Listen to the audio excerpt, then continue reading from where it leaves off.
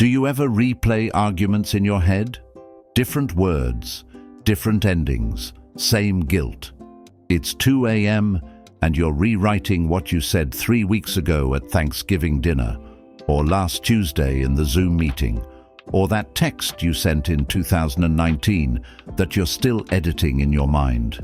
Your brain won't stop running the footage, analyzing every word, every tone, every facial expression, what you should have said, what you shouldn't have said, how you could have been smarter, calmer, kinder, sharper. It's like your brain thinks the past is a Google Doc you can still edit. But here's what I need you to understand. The past isn't a draft. It's done. Published. Final. No more edits accepted. And your brain running the same scene 400 times isn't fixing anything. It's just keeping you trapped in a moment that's already over. Let me tell you what's actually happening when you can't stop replaying that conversation. Your brain is trying to solve a problem that no longer exists. It thinks if it can just find the perfect response, the perfect explanation, the perfect comeback, then somehow the outcome will change. But time doesn't work that way. You can't retroactively win an argument from last month by thinking about it harder today. This isn't about you being dramatic or overthinking, though that's what you tell yourself, isn't it? This is your nervous system stuck in threat mode.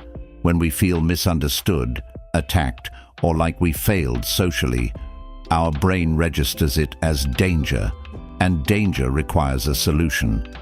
So your brain keeps running simulations. What if I had said this instead? Would they have understood me then? It's problem-solving behavior, except the problem is in the past, so there's no solution available, just an infinite loop.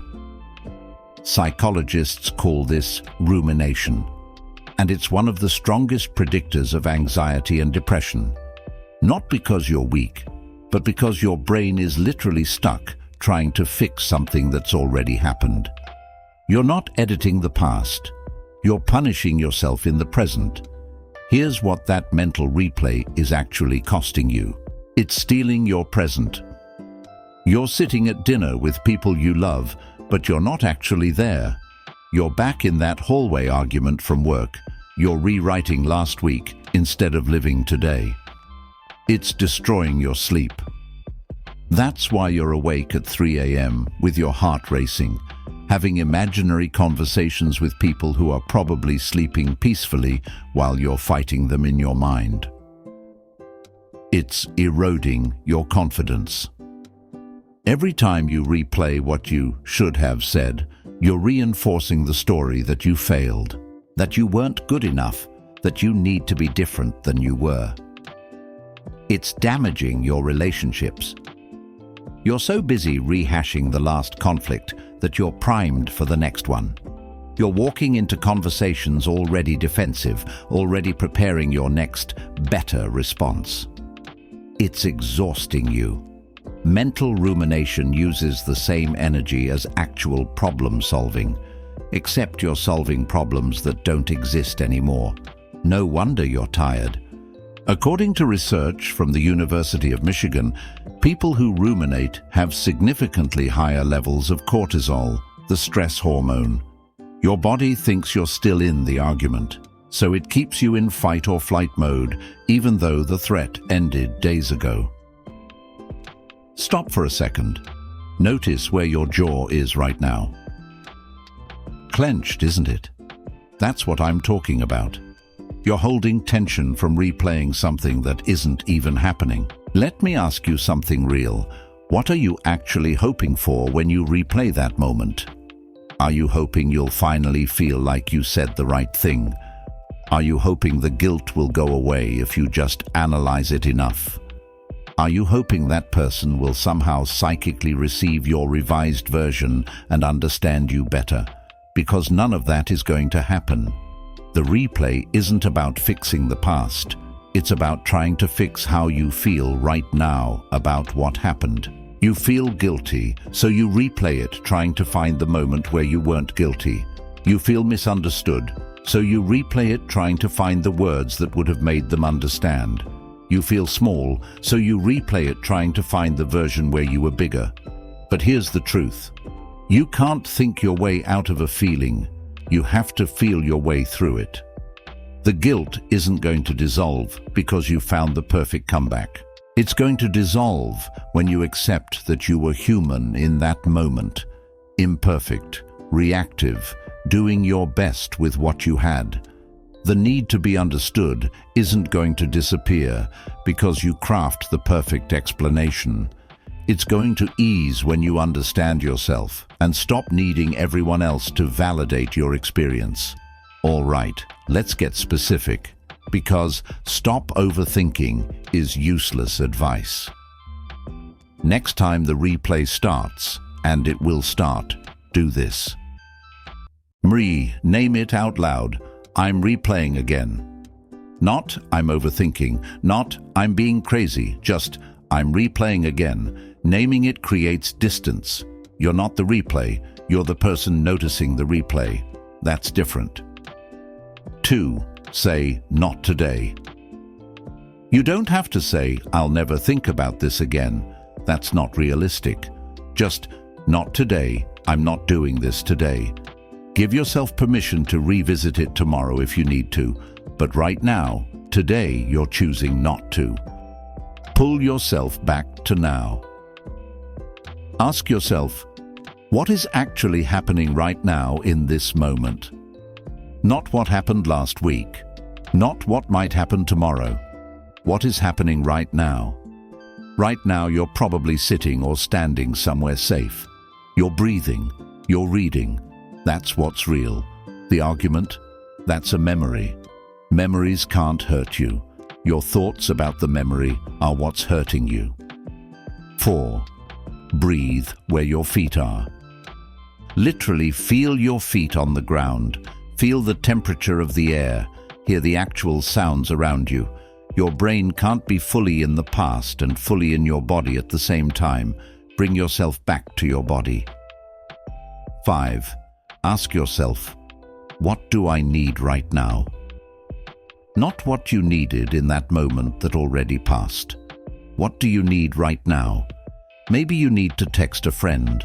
Maybe you need to journal. Maybe you need to go for a walk. Maybe you just need to cry for 5 minutes and then make dinner. Give yourself what you actually need now instead of trying to give your past self what they needed then. Here's what I need you to hear. You're not supposed to go back and perfect the past. You're supposed to learn from it and keep moving. Regret is a teacher, not a prison. It shows up to tell you something. Maybe you want to communicate differently, set boundaries sooner, or be kinder to yourself. Once you've learned the lesson, you don't have to keep reviewing the material. You can't rewrite yesterday, but you can stop rereading it. That moment you keep replaying, it's over. It happened. You said what you said. They said what they said. It's done. And you know what? You survived it. You're here. That's proof that whatever happened, you made it through. Maybe you didn't say the perfect thing. Nobody ever does. Maybe you were reactive or defensive or said something you regret. Welcome to being human. That's the admission price. But you don't owe anyone, including yourself, a perfect performance of your past. Close that chapter gently. Turn the page. You're allowed. Not because the past doesn't matter, but because you still have pages left to write, and you can't write them while you're stuck proofreading what's already printed. The next time you catch yourself in the replay, whether it's 5 minutes from now or 5 days, I want you to try something. Write down the moment that keeps replaying. Just one sentence. The moment I said, teens, or when they said, teens.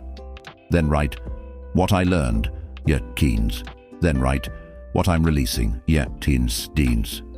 You don't have to show anyone. This isn't for Instagram. This is for you.